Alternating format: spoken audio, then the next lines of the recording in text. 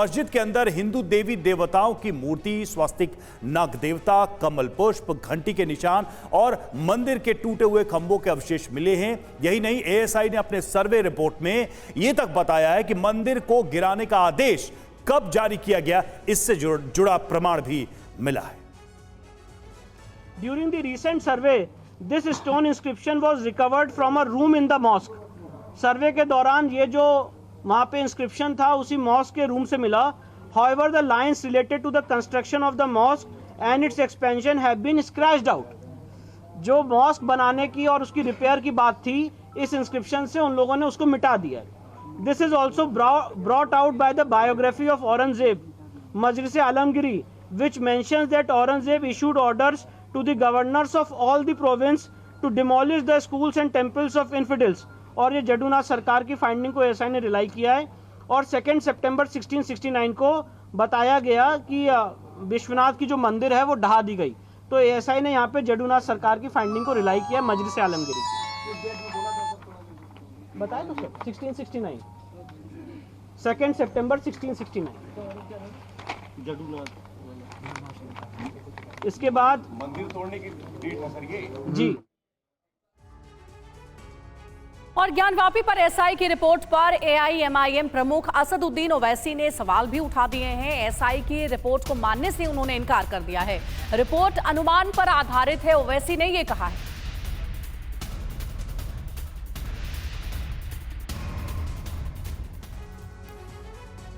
और देखिए, एसआई की सर्वे रिपोर्ट में और सारी बातें कही गई, लेकिन इस बीच देखिए ओवैसी ने जो सवाल उठाए वो हम आपको बता रहे हैं कि किस तरह से वो एक बार फिर से कह रहे हैं कि एएसआई हिंदुत्व की दासी है। और देखिए वो क्या कह रहे हैं, वो क्या सवाल उठा रहे हैं। ये पेशेवर पुरातत्वविदों या इतिहासकारों के किसी भी समूह के सामने एकेडमिक जांच में टिक नहीं पाएगा। एएसआई की रिपोर्ट पर सवाल उठा रहे हैं। रिपोर्ट अनुमान पर आधारित है और वैज्ञानिक अध्ययन का मजाक उड़ाती है, जैसा कि एक महान विद्वान ने एक बार कहा था, एएसआई हिंदुत्व की दासी है। ये कहना है असदुद्दीन ओवैसी का। कामरान सर, ये सारी बातें जो एएसआई ने कही हैं और जो एक अपनी रिपोर्ट में सबमिट किया है, इस पूरे केस में ये सारे तथ्य जो एएसआई की तरफ से दिए गए हैं, ये कहां तक टिकेंगे, कितनी वैलिडिटी होगी, कैसे इंपैक्ट करेंगे इस पूरे मामले को? क्योंकि श्रृंगार गौरी की पूजा को लेकर ही मूल विवाद है, यानी प्रतिदिन पूजा का अवसर मिले इस ज्ञानवापी में, यही तो मूल विवाद है। देखिए, क्वेश्चन ये पैदा होता है कि संविधान ऊपर है या आस्था ऊपर है। अब संविधान और आस्था को जो है कहते हैं अगर सामने रखा जाए तो आस्था जो है सबकी है। तो चूंकि अगर आस्था सबकी है तो आपस में लोग लड़ेंगे, तो इसलिए जो है हमारा संविधान जो है बनाया गया और आज के दिन जो है 26 जनवरी के दिन जो है संविधान को लागू किया गया और इसलिए हमें संविधान का जो है रेस्पेक्ट करना चाहिए। और संविधान के हिसाब से जितने भी सूट पेंडिंग है रिलीजियस डिस्प्यूट को लेकर, रिलीजियस प्लेसेस के डिस्प्यूट को लेकर, वो सारे के सारे टाइम बार हैं।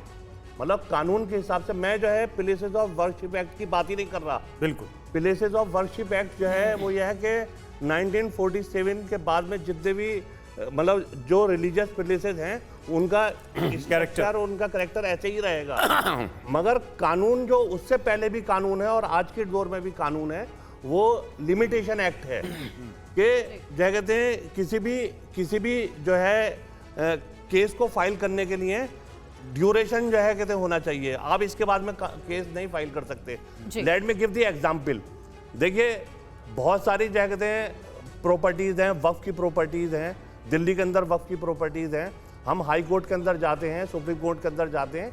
हाई कोर्ट और सुप्रीम कोर्ट एकदम उन क्या कहते हैं सूट को, उन क्या कहते हैं पिटिशंस को डिसमिस कर देता है। नहीं, लेकिन sir basis of the limitation आप एक मिनट बात सुनिए। यहाँ पर भी बात यही आती है कि जो है कहते हैं इतना पुराना जो है कहते हैं स्ट्रक्चर जिसकी बात आप कर रहे हो कि औरंगजेब ने तोड़ा था, तो आज जो है आप सूट फाइल कर रहे हो, तो वो क्या कहते हैं मेंटेनेबल है या नहीं है, इसमें तो डिस्कशन होना चाहिए ना।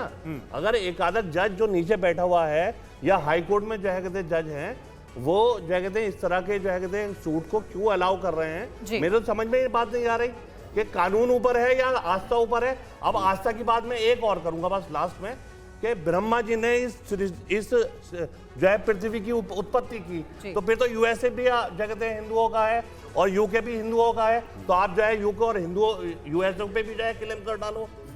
ठीक है, तो आस्था की बात आ गई तो फिर तो जो है पूरी दुनिया जो है ब्रह्मा जी की जो है उत्पत्ति है।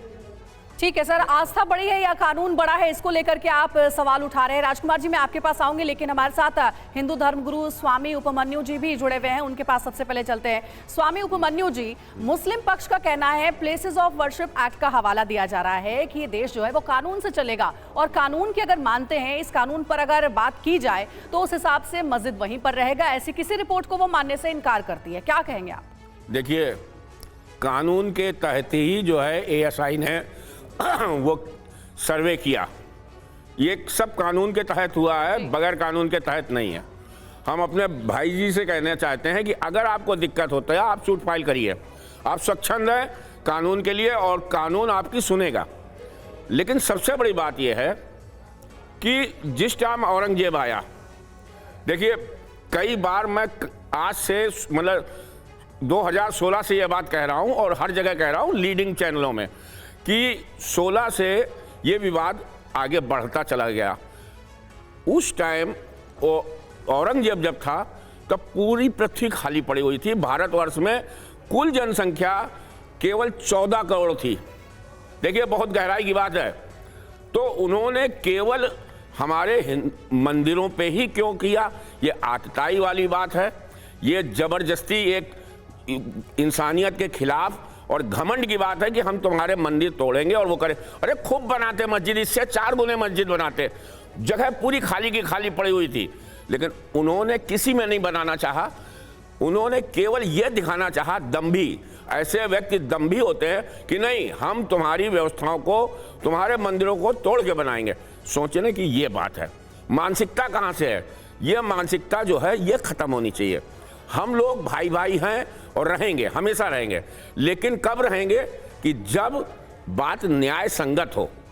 जब बात न्याय संगत नहीं है, आपने अभी अभी कहा कि ये कोर्ट के, आप जाइए ना, आपको किसने रोका है? आप जाइए, सूट फाइल करिए कि ये गलत है। ठीक है, और कोई भी बात न्याय संगत तभी होगी जब वो कानूनी जो प्रक्रिया है उससे गुजरकर सामने आएगी। न्यायपालिका एक कोर्ट के आदेश के रूप में देश में अंतिम व्यवस्था तो यही है।